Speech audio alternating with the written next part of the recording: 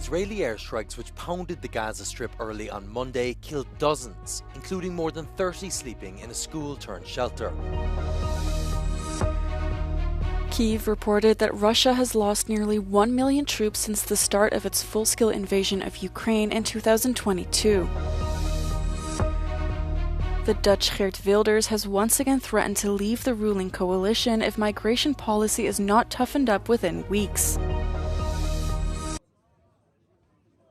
Israeli airstrikes which pounded the Gaza Strip early on Monday killed dozens, according to Palestinian health officials. At least 31 of those killed were in a school-turned-shelter in Gaza City that was reportedly struck as people slept.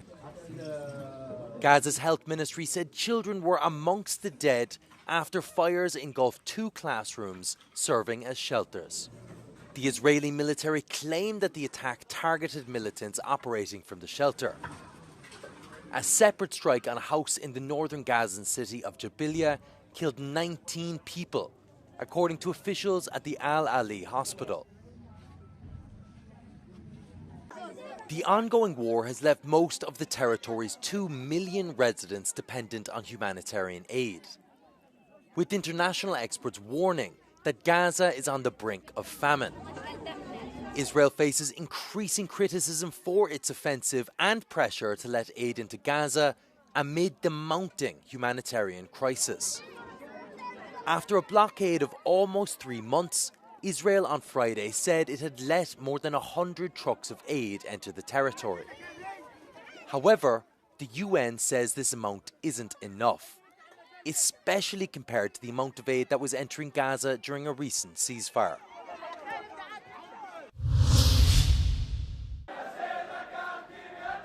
Groups of young Israeli Jews marched through Muslim neighborhoods in Jerusalem ahead of an annual parade marking Israel's capture of the eastern part of the city.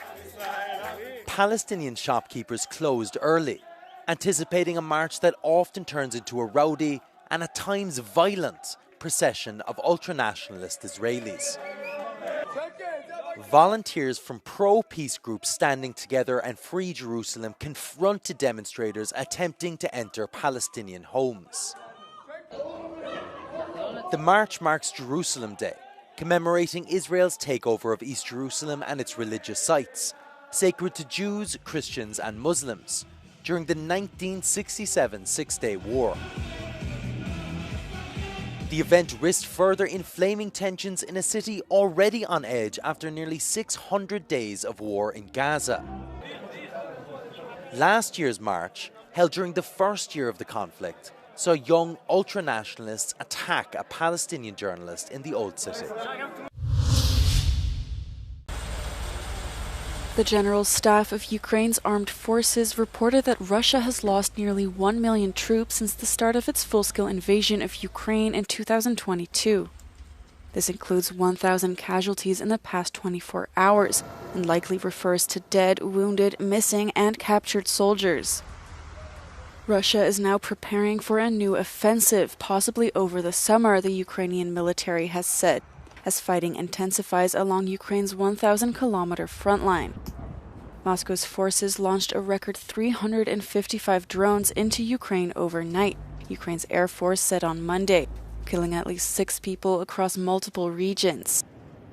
EU Foreign Policy Chief Kaja Kallas condemned the latest attacks, calling them appalling. It is clear that Russia has increased its pressure on Ukraine. It is really bombing Ukraine, and we have seen the deadliest attacks. So it is up to us to put the pressure on Russia so that it would also want peace. We are ready to do it on the European side, and we are hoping that other international partners will follow suit. Monday's overnight Russian attack was the third large-scale attack in 3 nights, according to regional authorities. Geert Wilders, the far-right Dutch Party for Freedom leader, has once again threatened to leave the ruling 4-party coalition if migration policy is not toughened up within weeks. In a press conference on Monday, he presented a 10-point plan to radically slash migration, including using the army to guard land borders and turning away all asylum seekers. Grenzen dicht voor asielzoekers en gezinshereniging. Niet meer AZC's erbij, maar AZC's sluiten. Tienduizenden Syriërs terug naar eigen land. En als je hier als vreemdeling fors over de schreef gaat en je misdraagt, dan ga je het land uit. Wilders, who already threatened to quit the coalition over the issue earlier this year, said his patience with his coalition partners had run out. En dat betekent dat de handschoenen van de PVV vanaf vandaag uitgaan. We hebben genoeg water bij de wijn gedaan. The coalition had already agreed on measures to curb migration in October, but Wilders said Monday that these are not enough. Ministers would have to agree on Wilders' proposals before sending them to Parliament for approval, which could mean renegotiating the government policy agreement.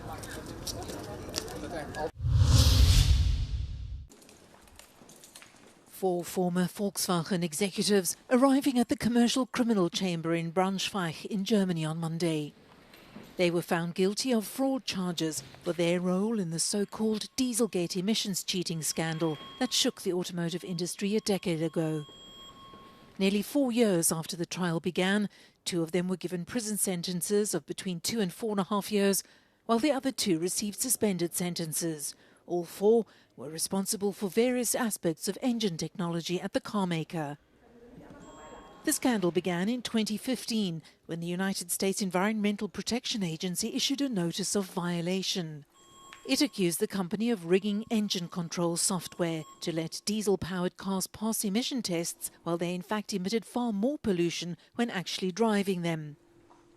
The scandal was a major crisis for the company, which has since paid more than 33 billion euros in fines and compensation to vehicle owners. However, this is far from the end of the story. Monday's verdict can be appealed within a week, and prosecutors are continuing in their bid to find out how widely the emission fraud was known within the company. There are also reportedly several other criminal proceedings pending.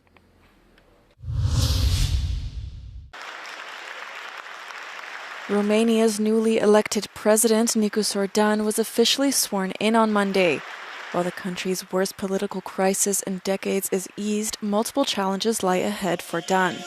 After signing the constitutional oath, Dan promised to tackle Romania's economic woes and be a partner to society. Statul român are nevoie de o schimbare fundamentală, bineînțeles în limitele statului de drept, și vă invit să continuați să fiți implicați cu toată forța socială pe care ați dovedit-o, pentru a pune presiunea pozitivă pe instituțiile statului român, pentru ca acestea să se reformeze.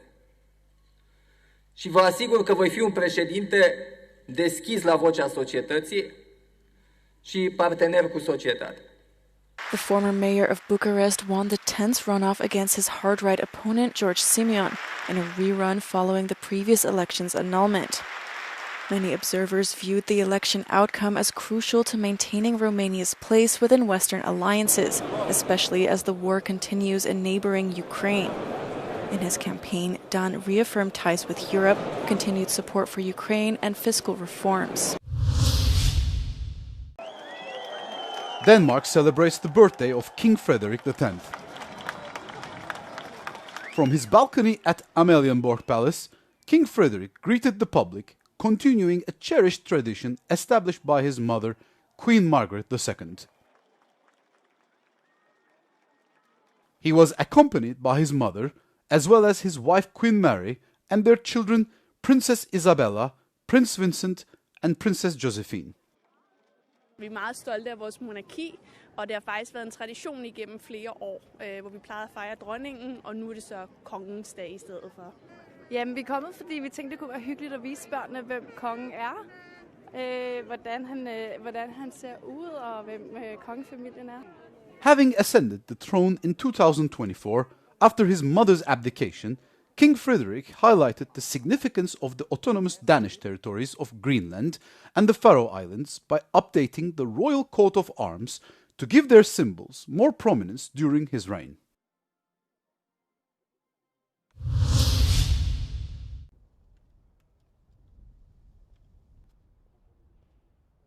Part of the EU's rearmament will take place here, in Herstal, eastern Belgium. Behind these doors lies one of the world's leading manufacturers of small arms, FN Browning.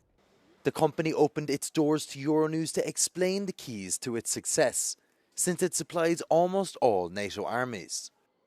Since Russia's invasion of Ukraine, FN Browning has been in the spotlight, attracting government interest as the company also produces ammunition and integrated weapons systems. Pour vous donner un exemple, en juin 2024, FN Herstal a signé un partenariat, un contrat de 20 ans avec la défense belge. Pendant 20 ans, nous allons produire toutes les munitions de petit calibre de la défense belge.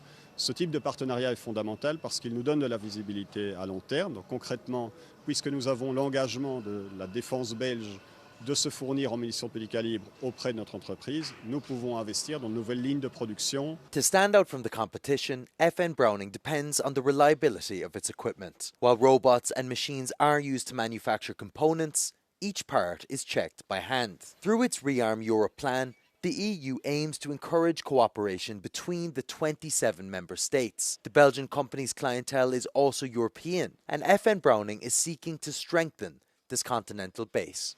Nous avons annoncé au mois de novembre 2024 l'acquisition qui est en cours d'un groupe français qui s'appelle Sophie Sport, qui est un groupe présent en France mais également en Espagne et en Italie. Ça, c'est une manière d'augmenter notre dimension européenne, si je puis dire. FN Browning is taking advantage of the political momentum generated by the European Union's €800 billion rearmament plan. The company, which has 3,000 employees, is hoping to make the most of the European preference. The Belgian company claims that 90% of its suppliers are located on the continent.